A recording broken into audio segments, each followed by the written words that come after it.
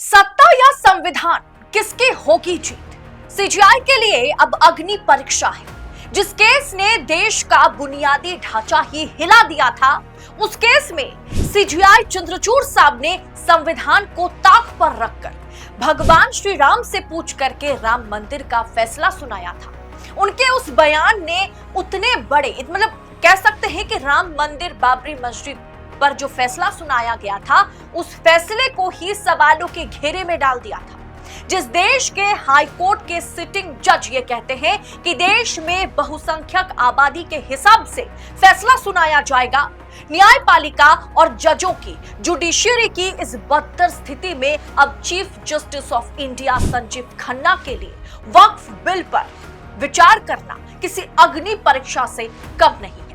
वक्फ bill पर देश की न्यायपालिका, सुप्रीम कोर्ट सत्ता पक्ष का साथ देगा या संविधान का, इस पर पूरी दुनिया की नजर है। क्योंकि वक्फ बिल पास होने के बाद सभी इस्लामिक देशों की नजर भारत की न्यायपालिका पर बनी हुई है। सुप्रीम कोर्ट में वक्फ के खिलाफ 4 याचिकाएं दाखिल की गई है। आज शनिवार के दिन वक्फ बिल पास होने के बाद विपक्ष और कई मुस्लिम संगठनों ने इसके विरोध में सुप्रीम कोर्ट का आज फिर से दरवाजा खटखटाया है।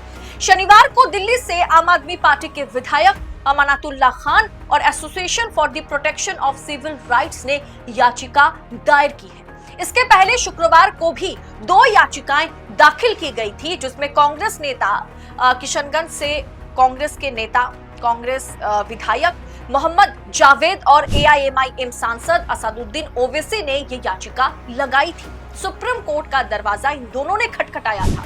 कांग्रेस नेता जावेद ने अपनी याचिका में दावा किया है कि इन प्रतिबंधों से उन लोगों के खिलाफ भेदभाव होगा जिन्होंने कुछ समय पहले इस्लाम धर्म अपनाया है और अपनी संपत्ति धार्मिक या धर्मांतर उद्देश्य के लिए समर्पित करना वो चाहते थे।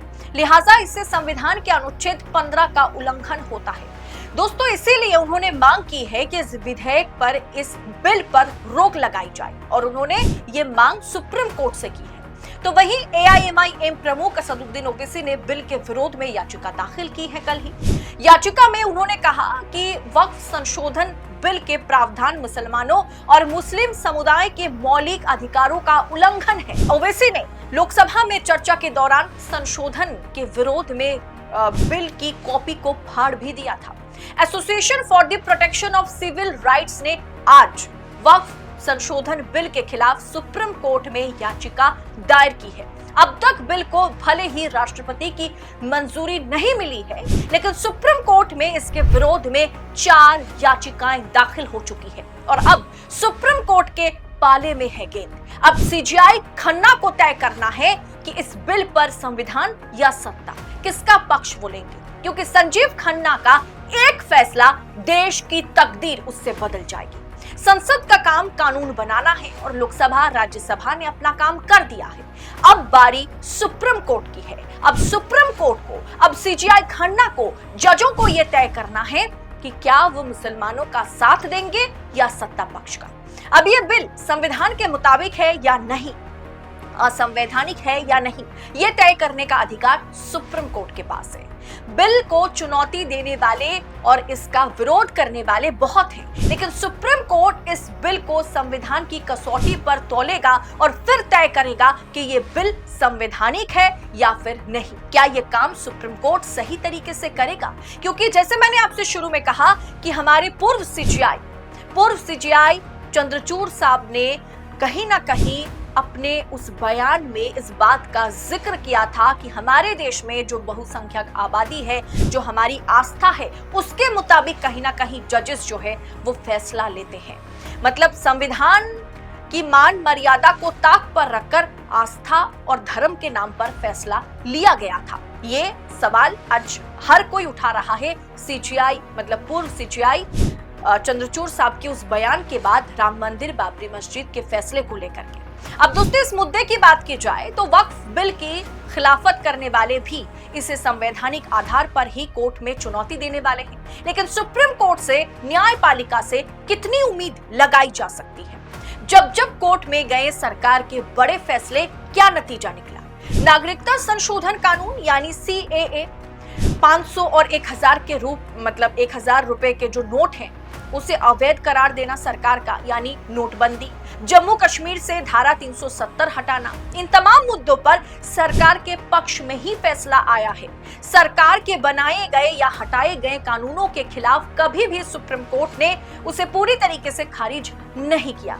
अब एक साथ 4 याचिकाएं दाखिल हो चुकी है। सोमवार को तय होगा कि इस पर सुप्रीम कोर्ट कब सुनवाई करेगा और कौन जज या जजों की बेंच इस पर सुनवाई करने वाली है। यानी कुल मिलाकर के देखा जाए, जैसा मैंने आपसे कहा कि अब गेंद जो है वो सीजीआई खन्ना के पाले में है। सत्ता या संविधान किसकी जीत इसमें होगी, ये सीजीआई खन्ना तय करने वाले हैं, क्योंकि कहीं ना कहीं सीजीआई खन्ना के एक फैसले से देश की तकदीर पूरी तरीके से बदल सकती है। अब ये देखना दिलचस्प होगा कि क्या जजों पर वाकई प्रेशर बनाया जाता है, क्या जजेस, जैसे अरुण जेटली ने कहा था कि pre retirement judgments are influenced by the post retirement jobs, किसी जज के लिए रिटायरमेंट से पहले दिए गए फैसले उनके रिटायरमेंट के बाद उन्हें जो नौकरी या जिस पद पर सरकार बिठाना चाहती है या बिठाने का ऑफर देती है, कहीं ना कहीं उस पर आजकल निर्भर करता है। अब सीजीआई खन्ना कुछ ही महीने में रिटायर होने वाले हैं और उनके बाद जस्टिस गवई जो हैं वो सीजीआई बनेंगे। वो 6 महीने तक सीजीआई रहेंगे। उसके बाद जस्टिस सूर्यकांत सीजीआई बनेंगे। यानी सीजीआई खन्ना के लिए ये बहुत बड़ा मामला है, बहुत बड़ा मुद्दा है जिस पर वो फैसला सुनाने जा रहे हैं। फिलहाल ये देखना दिलचस्प होगा कि न्यायपालिका पर आम जनता का डगमगाता हुआ भरोसा, क्या सीजीआई जस्टिस खन्ना वापस ला पाएंगे या फिर एक बार सत्ता के आगे न्यायपालिका, जुडिशियरी, जजेस नतमस्तक होते हुए नजर आएंगे। फिलहाल इस पूरे विषय को आप किस अंदाज में देख रहे हैं, जजों से, न्यायपालिका से आपकी उम्मीद क्या है, कमेंट बॉक्स में हमारे साथ साझा कीजिएगा। और ऐसी तमाम खबरों को पड़ताल के साथ, एनालिसिस के साथ पाने के लिए 4 PM न्यूज नेटवर्क के साथ बने रहें। फिलहाल मुझे दीजिए इजाजत। बहुत बहुत शुक्रिया आपका। जय हिंद, जय भारत।